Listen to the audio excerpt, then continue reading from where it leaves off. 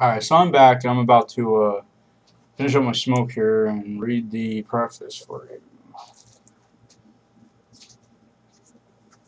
Okay, so on to the preface.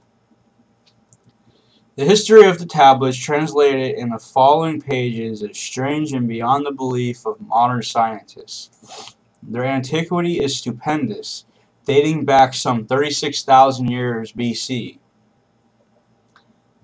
The writer is Thoth, an Atlantean priest king who founded a colony in ancient Egypt after the sinking of the mother country. He was the builder of the Great Pyramids.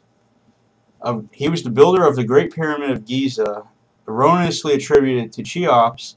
See Great Pyramid by Doriel. In it, he incorporated his knowledge of the ancient wisdom and also securely secreted records and instruments of ancient Atlantis. For some 16,000 years, he ruled the ancient race of Egypt from approximately 50,000 BC to 36,000 BC.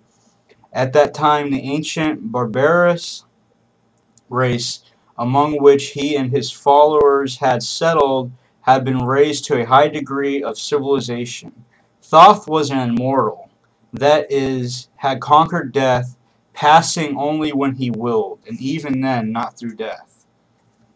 His vast wisdom made him ruler over the various Atlantean colonies, including the ones in South and Central America.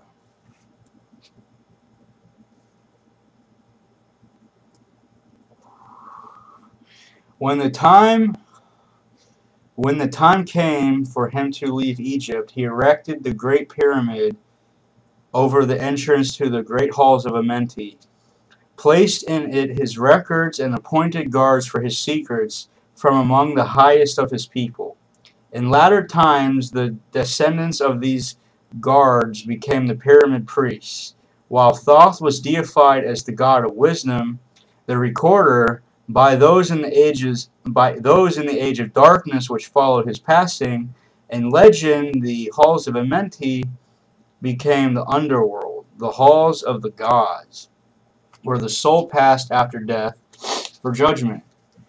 During latter ages, the ego of Thoth passed into the bodies of men in the manner described in the tablets.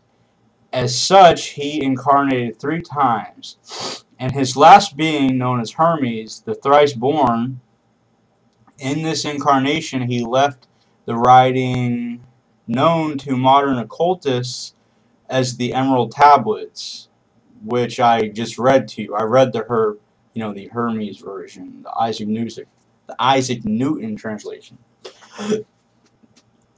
A later and far lesser exposition of the ancient mysteries. The tablets translated in this work are 10 of 12, which were left in the Great Pyramid in the custody of pyramid priests.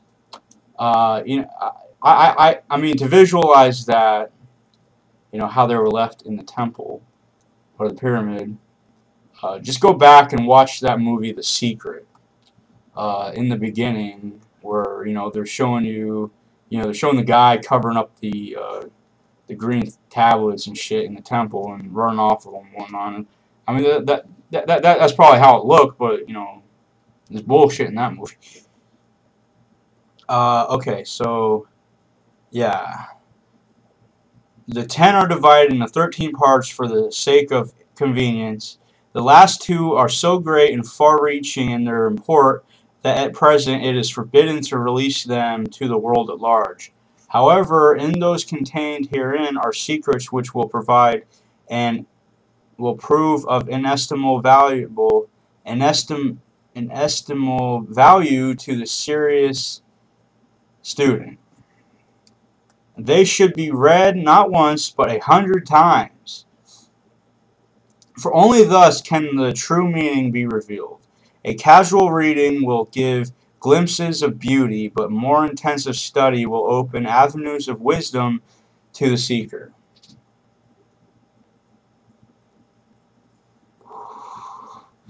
But now a word as to how these mighty secrets came to be revealed to modern man after being hidden so long. Some 1300 years BC, Egypt, the ancient Chem, was in turmoil, and many delegations of priests were sent to other parts of the world. Among these were some of the pyramid priests who carried with them the emerald tablets as a talisman by which they could exercise authority over the less advanced priestcraft of races descended from other Atlantean colonies. The tablets were understood from legend to give the bearer authority from Thoth. The particular group of priests bearing the tablets emigrated to South America, where they found a flourishing race, the Mayas, who remembered much of the ancient wisdom. Among these, the priests settled and remained. In the 10th century, the Mayas had thoroughly settled the Yucatan, and the tablets were placed beneath the altar of one of the great temples of the sun god. After the conquest of the Mayas by the Spaniards, the cities were abandoned and the treasures of the temple forgotten.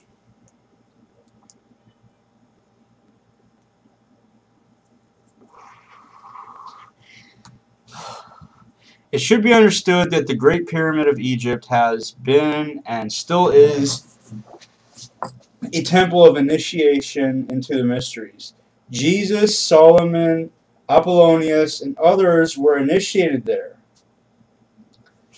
The writer, who has a connection with the Great White Lodge, which also works through the pyramid priesthood, was instructed to recover and return to the Great Pyramids the ancient tablets.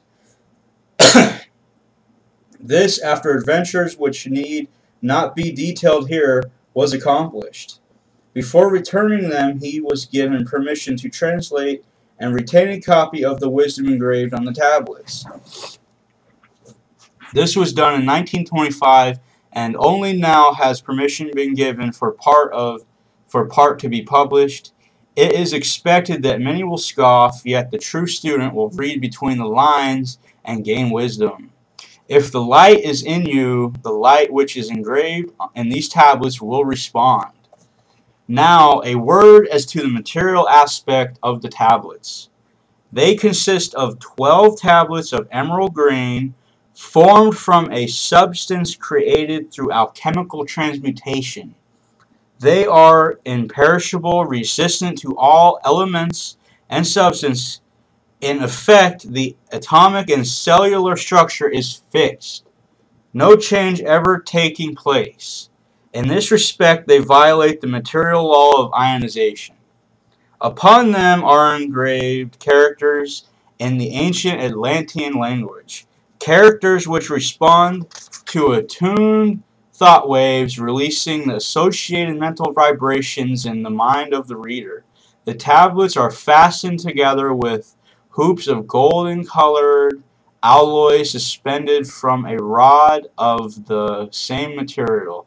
So much for the material appearance. The wisdom contained therein is the foundation of the ancient mysteries, and for the one who reads with open eyes and mind, his wisdom shall be increased 100-fold. Read, believe or not, but read, and the vibration found therein will awaken a response in your soul. In cosmic harmony, Doriel, supreme voice of the Brotherhood. So that is the preface, and when I come back, I will begin reading the tablets.